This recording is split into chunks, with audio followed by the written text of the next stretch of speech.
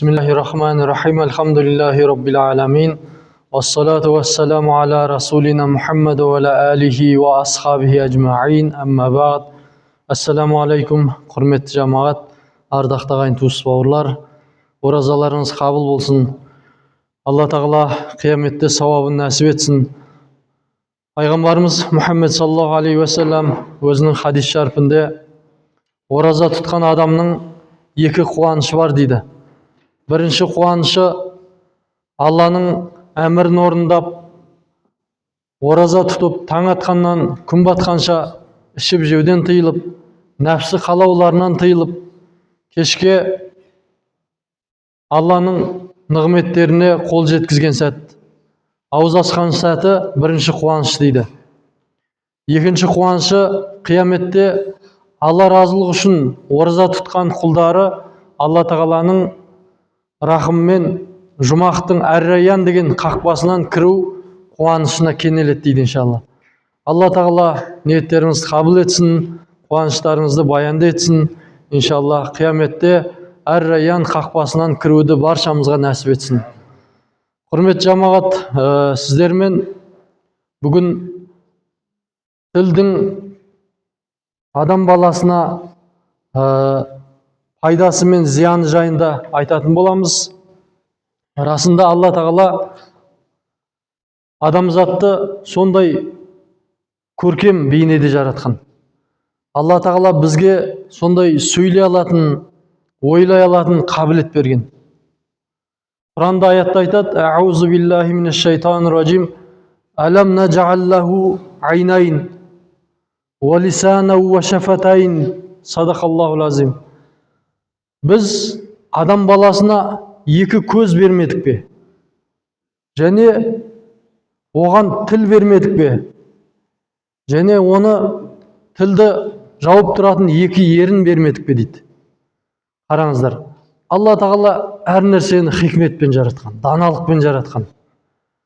Сол тілімізді егер дұрыс пайдалансақ, Алланы зікір ететін, Құран оқитын, Алланың сөзін оқитын, жақсы сөз айтатын болса тіліміз, ол бізге пайдалы. Ал егер Алла сақтасын, тілімізді дұрыс пайдаланбайтын болсақ, ол өзімізге зиян болады екен. Пайғамбарымыз бір хадис шарифында айтады: "Балаул инсан минал лисан" дейді. Адамға бәле тілден келеді дейді. Қараңыздар. Тілде сүйек жоқ дейді ғой қазақта. Қалай қолдансаң солай кете береді. Оны қадағалайтын сол біздің ерніміз, ақылымыз. Сол арқылы қадағалап отыруымыз керек. Халықта сөз бар: 32 тістен шыққан сөз 32 руға тарайды дейді. Елге тарайды дейді. Тез тарап кетеді. Айтылған сөз атылған оқпен тең дейді. Сол үшін тілді байқамаса, ол жаңағы екі жүзді қылыш сияқты ғой. Егер дұрыс пайдалансаң, ол қажетіңе жарайды. Егер дұрыс пайдаланбасаң, ол сізге зиян болады.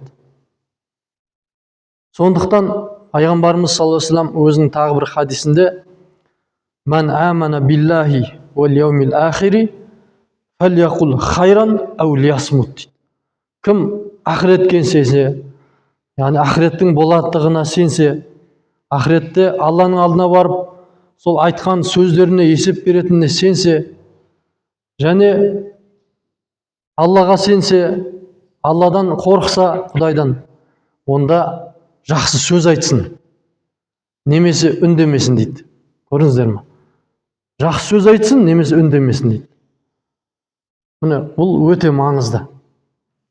Мынау біздің елде кезінде халқымызда ата-бабаларымыз бір ауыз сөзге тұрған. Бір ауыз сөзге тұратын болған. Ұят деген нәрсе болған. Ұят. Ұят болады, жаман болады, обал болады десе, міне соған тұрған кезінде. Дінді терең білмеген кезінде біздің ата-бабаларымыз. Міне сол кісілер сөздің қадірін білген. Бір ауыз сөзбен үлкен даудың алдын алған. Бір ауыз сөзбен үлкен мәселелерді шешкен. мысалға. Расында Алла тағала бұл тіл нығметін адам баласына сондай бір мүмкіндік қылып берген. Мысалы, жан-жануарда тіл жоқ, сөйлей алмайды. Адам баласына берді Алла тағала. Бізді соны басқаратын ақыл берді. Шектеулі болса еркіміз бар. Осы тілімізбен барынша біз жақсы істерге амал жасауымыз керек. Екі адам араздасып қалса, татуластыруымыз керек. Өзі үш жағдайда өтірік айтуға рұқсат етеді шариғатымызда. Басқа уақытта рұқсат етпейді. Ол қандай жағдай? Бірінші, ерлі-зайыптылар араздасып қалған кезде. Сол кезде екеуін өтірік айтып болсын татуластыруға болады. Немесе екі досты, екі адамды бір-бірімен араздасып қалған кезде өтірік айтып болса да татуластыруға болады. Үшінші, елге қауіп қатер төніп тұрған кезде елді дұшпаннан қорғау үшін өтірік айтуға болады. Басқа жағдайда өтірік айтуға рұқсат етілмейді. Басқа жағдайда. Және мынау тіл арқылы біз, Алла сақтасын, үлкен күнәларға барып қоюымыз мүмкін. Ғайбат. Ғайбат бұл бір бауырыңның кемшілігін сырттай айту біреуге. Ал оған ұнамайды ғой.